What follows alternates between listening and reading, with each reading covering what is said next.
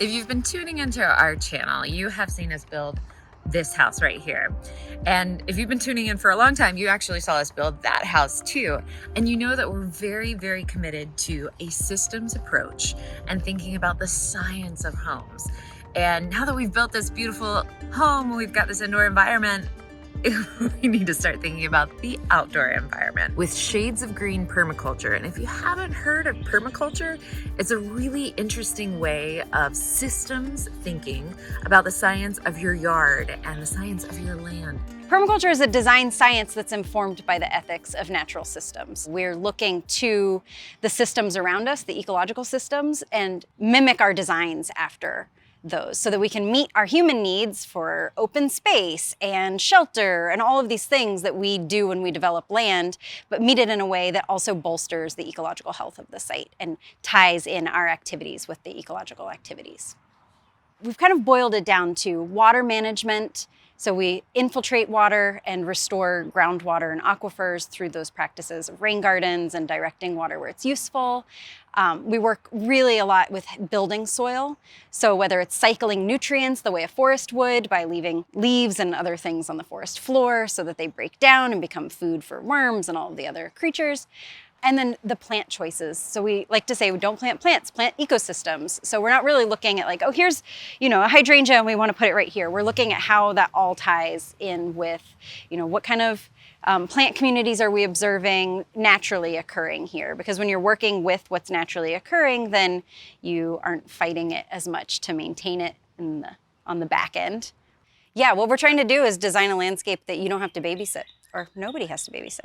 It babysits itself. And the idea is that at first, if you build it correctly, if you take the time up front and design something that makes a lot of sense and build it in a way that's really high quality, then the need for input of maintenance and labor and muscle over time goes down as the system grows into itself and is able to be resilient and self-sufficient. Okay, so what's this one? 25. 25. 25, there we go.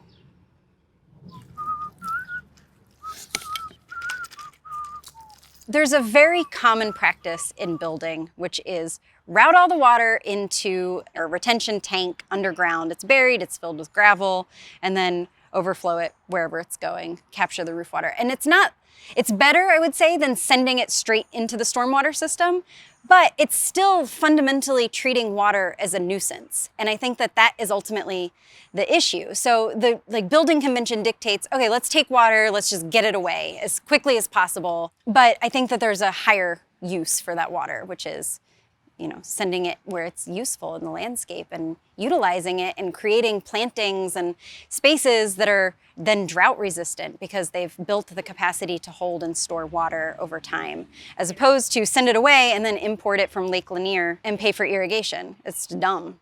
Paying for irrigation is dumb. So we often size earthworks like rain gardens and contoured swales and bioswales and bioretention areas. We size these to capture between 1 and 5 inches of rain from the impervious surfaces that feed it. So science doesn't have to mean there's no beauty involved or that aesthetics are not a priority. Especially when you're talking about mimicking natural systems. Oftentimes in fields of wildflower, you'll find a lot of yellow plants and purple plants together, which anybody who's done color theory knows are complementary on the color wheel, and that's because it's attractive and it draws in pollinators. So right there's a cue that we can take from nature and science and use in design. When we're doing design for clients, we ask, what do you feel is beautiful? What kind of style do you like in interior design? What are you drawn to? And are there plants that are like, speak to your heart? They remind you of your grandmother's house, or, we like what we like. Right. There are very few plants that we think of as just bad plants that can't be a part of a permaculture system. And beauty is a huge priority when we're designing. Oh, no. I got you. What's happening? This is a non-permaculture situation. We don't have any redundancy built into our mechanical pencil.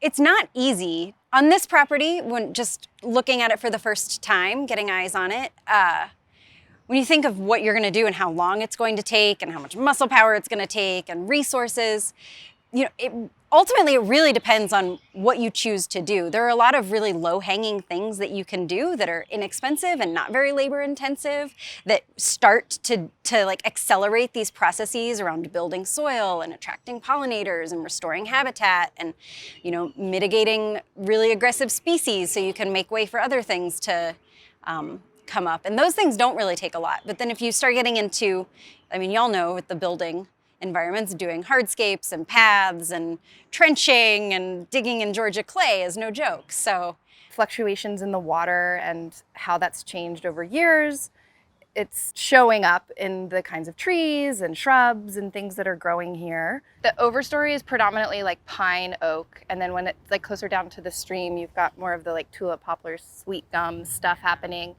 And then very typically in like a residential setting, the English ivy as the ground cover and then starting to climb the trees, and privet, Chinese privet, which is this, which loves like kind of a stream buffer setting.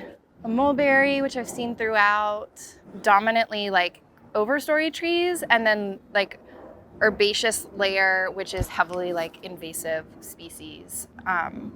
So there's like a big gap of like the layers of the forest in terms of like understory stuff and the shrub layer. There's a lot of opportunity to build on those layers of the forest and manage the invasives, which can be very hard, but taking them out and then replacing them in chunks. So rather than just trying to get everything out all at once, because it'll grow back before you can do anything to compete with it, like identifying chunks of space to peel it back and start to introduce other species. There's also a lot of blackberry, which is fun.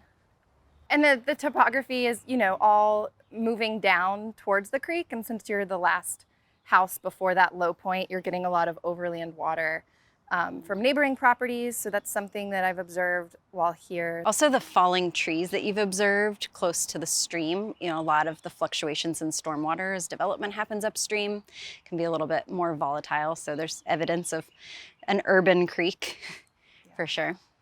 The built environment, the layers of different buildings that have been here over time, and also what's happening now kind of indicates some compaction in the soil in certain locations, and then very untouched forest floor soil somewhere under all this English ivy. So there's a lot of great opportunity for soil building. You also have tons of microclimates because you're forested, and you've got some pockets of shade trees, and you've got lowland and highland and clay and sand, and lots of variation in your vegetation. That's an asset, a huge asset, because you can grow a lot more things when you have a lot of different microclimates. Where was the tree line? There's no trees. Or the vegetation line? Oh. Sorry. Something that you can think about, especially on a property like this, is what is the like apex ecosystem that would be here, if we hadn't cleared the forest or done all of the work that we've done as humans. And here we're in a forest. And so one of the ways to think about design is the ecology of a forest, the layers of a forest. And oftentimes what you see, especially where we are overstory trees having a nice dense canopy, and then an understory of English ivy and privet and other species that don't have a lot of competition. And because of that, there's not a healthy shrub layer or mid-story tree layer, or there's no room for other vines to come in and do their thing. Or ground covers at all. Yeah, exactly. The 7 layers of the forest help us identify what niches maybe aren't filled yet, and think about plants that can be brought in to fill those niches. Yeah, and you can apply those 7 layers when you're designing orchards or food forests or other systems, so you're working with that succession and that momentum of natural systems that's automatically, in our region, like Rebecca was saying, it's moving toward forest, so you can kind of harness that momentum and design for something that is already having some forest.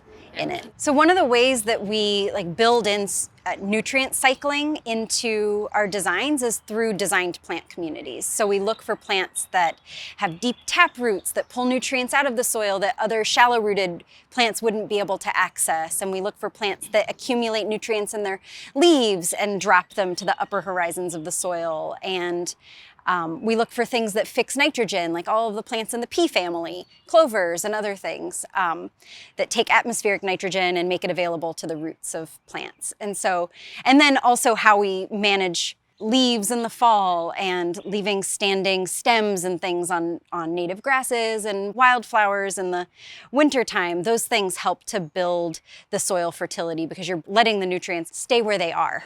You're not exporting them.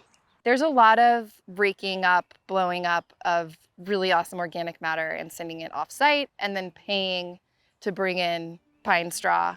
It's fighting nature instead of working with it. I think the beauty of permaculture systems, you're really building a legacy garden in a lot of ways, something that's going to outlive you because it's based on succession and natural systems.